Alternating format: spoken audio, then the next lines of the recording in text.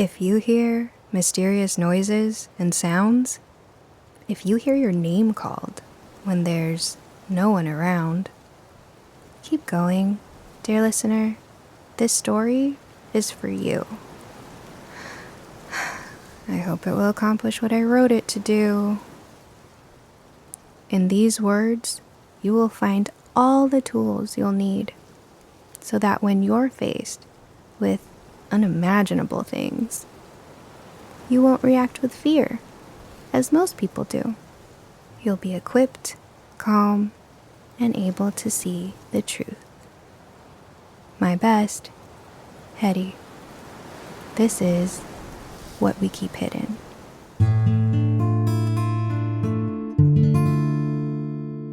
By Lauren Nicole. Chapter 6. Glow. By the time I got home, my body had started to stiffen up, and my muscles were screaming to lay down. We walked in the door, and I practically collapsed into Mrs. Mom's arms as she ran towards us. She kissed my head and held me for a long time before roughly inspecting my body for injuries. "Where the hell were you all day?" Mrs. Mom asked furiously. Although her voice was full of anger, I could hear the tears welling up in the back of her throat. "It's a long story," I started to say as I took a step forward and faltered. "Hold on." She caught me in her mama bear embrace and helped me up the stairs and into bed. Lucy faithfully followed behind us, constantly using her body to brace mine at the back of my knees. After an explanation of the day's events, she insisted on getting me an alert whistle and a leash for Lucy. It was a little embarrassing for both of us, but we complied. Lucy curled up at the foot of my bed as usual, and Mrs. Mom asked her to keep an eye on me for the rest of the night.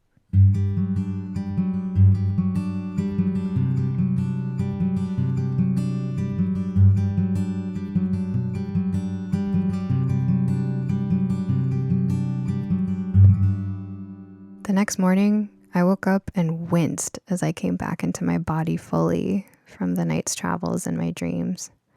Pins and needles were stabbing every fiber of my being. I groaned. Lucy's ears perked up at the sound. She had kept her promise and watched me all night.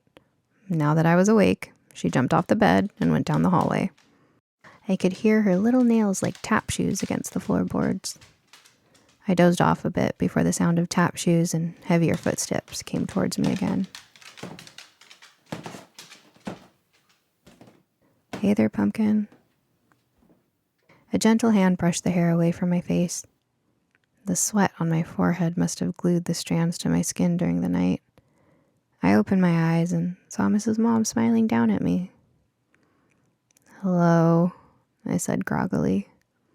I winced as I sat up in my bed. Thought so," she said under her breath. "You had a big day yesterday. I'm sure those muscles of yours aren't too happy." "No, they are not." "Well, why don't you stay here? I'll bring you some breakfast." Mrs. Mom and Lucy went downstairs. I could hear the cabinets opening and closing, the pouring of kibble into Lucy's metal bowl, and the sound of the coffee maker bubbling. Soon, the whole house smelled like roasted coffee beans. Eventually, Mrs. Mom came back up with a tray and placed it on my nightstand. She grabbed her cup of coffee, then scooted onto the bed next to me and snuggled close. She asked me about Betty and the old Victorian house near the back of the grove. "She's a very interesting person," I explained. "She never questioned my, what do you call them?" "Quirks," Mrs. Mom said, smiling. "Yes, that's right, quirks." She even agreed that my raincoat was practical. But she did suggest a utility belt for hot summer days. She said it won't give me heat stroke. That's a good idea. Kind of like that fanny pack I showed you at the store. I grimaced. That thing was funny looking. Laughing, Mrs. Mom explained that the only similarity was that it was worn like a belt. It would be a great way to hold all of your power tools, though. That's literally what it's made for, she explained. Oh, well, maybe I would like that, I said excitedly.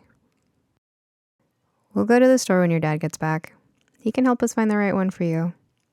What else did you two talk about?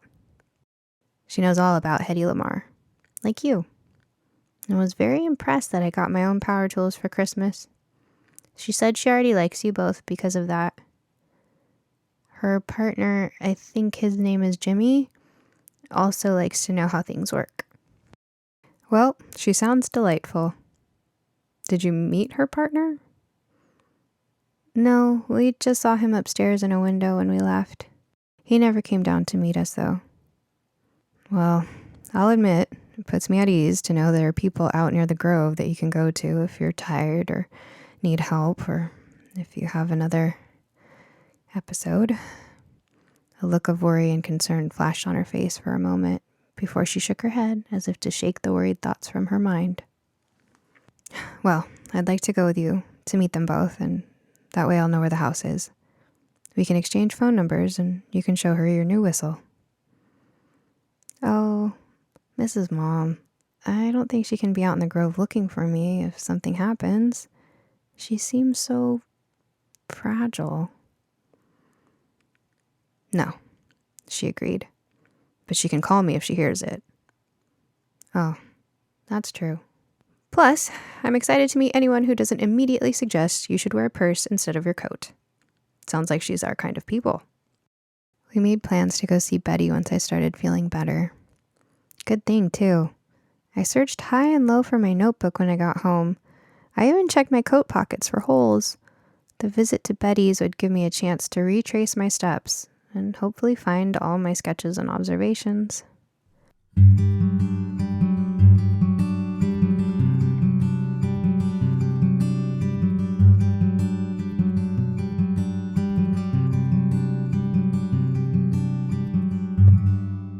The following afternoon, I started to feel a little better.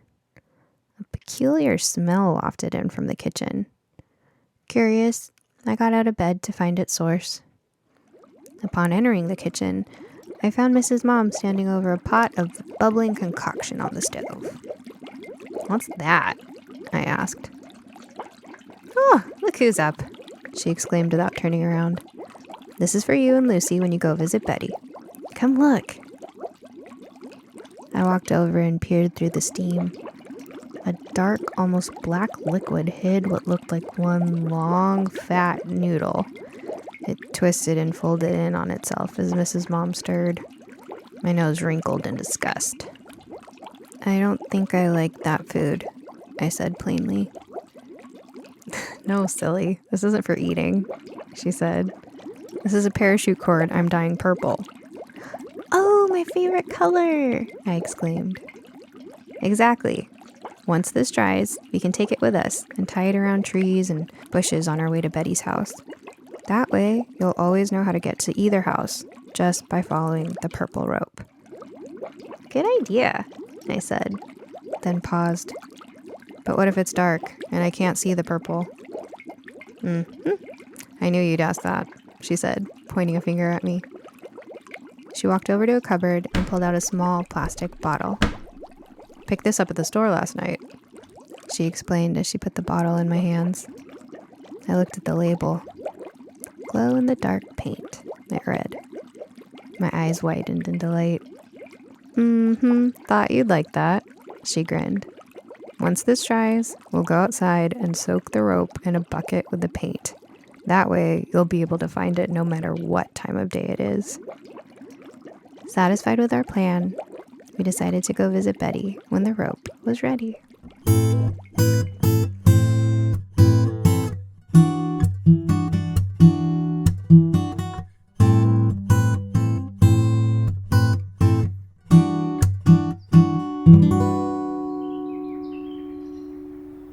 Thank you for joining us on this episode of What We Keep Hidden.